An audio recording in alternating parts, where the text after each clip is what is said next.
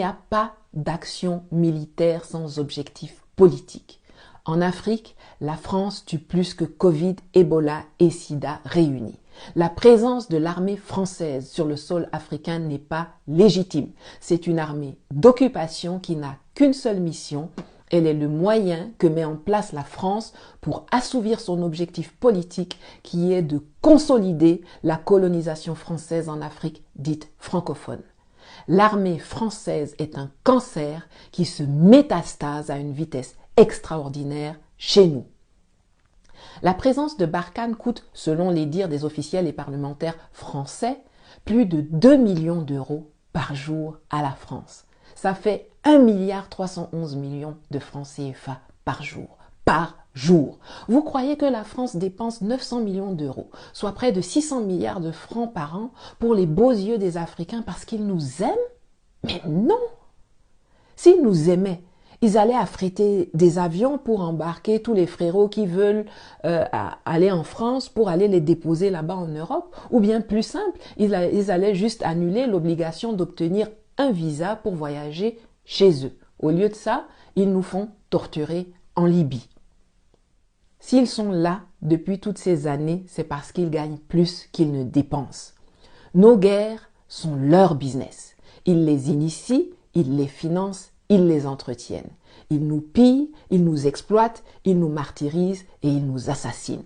Ce sont nos ennemis, au même titre que les djihadistes qu'ils prétendent nous aider à combattre. Chaque soldat français qui tombe en Afrique, c'est un ennemi qui tombe. Eux pleurent leurs 57 agents perdus au Sahel, dont certains d'ailleurs dans des conditions ouïa-ouïa. Mais qui pleurent nos centaines de soldats morts? Qui pleurent nos milliers de civils tués?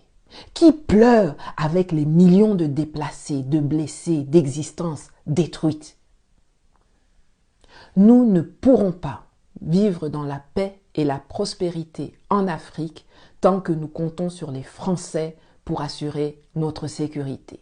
Tant que nous envoyons nos militaires se former à Saint-Cyr ou que nous faisons venir leurs gens pour former ici nos soldats et nos états-majors à leur école et stratégies de guerre obsolètes qui ne leur ont pas permis de gagner de conflits en solo depuis 1900 longtemps.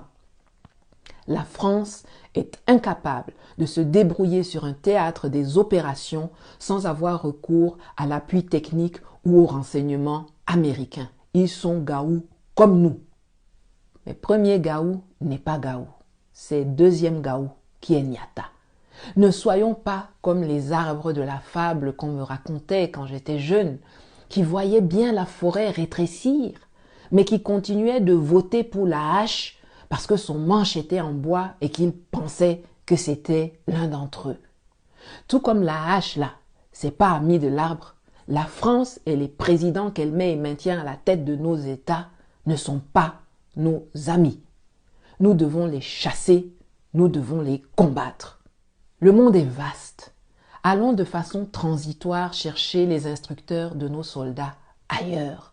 Allons les chercher auprès des États ou des sociétés privées, en Chine, en Russie, en Turquie, en Israël, aux USA, à Cuba, en Corée, peu importe, où vous voulez, mais loin de la France, et si possible loin de l'Europe tant que cette dernière s'affichera complice des turpitudes françaises en Afrique. C'est une solution temporaire, en attendant d'avoir reformé nos soldats, réinitialisé et actualisé le logiciel de nos militaires, de les avoir équipés de sorte à en faire des armées puissantes et disciplinées, capables non pas de fomenter des coups d'État contre les gouvernements de leur pays, mais de s'unir pour défendre vaillamment et implacablement les frontières de nos espaces communautaires. Je veux encore une fois souligner que le recours à des alliés extérieurs n'est valable que pour une période intérimaire, car ce serait vraiment complètement contre-productif de vouloir sortir des griffes d'un colon pour aller se jeter dans la gueule d'un autre. Ce seront des accords ponctuels, gagnant-gagnant. La solution finale et pérenne ne pourra qu'être endogène. Elle ne pourra venir que de nous-mêmes. C'est à partir de ce moment-là qu'on va vraiment pouvoir peser sur la scène mondiale et se faire respecter. Voilà, je m'arrête ici aujourd'hui. Ce genre de prise de parole de ma part augmente la haine de l'État français contre moi et fera sans doute redoubler les tentatives de ses agents pour me faire taire, peut-être à jamais.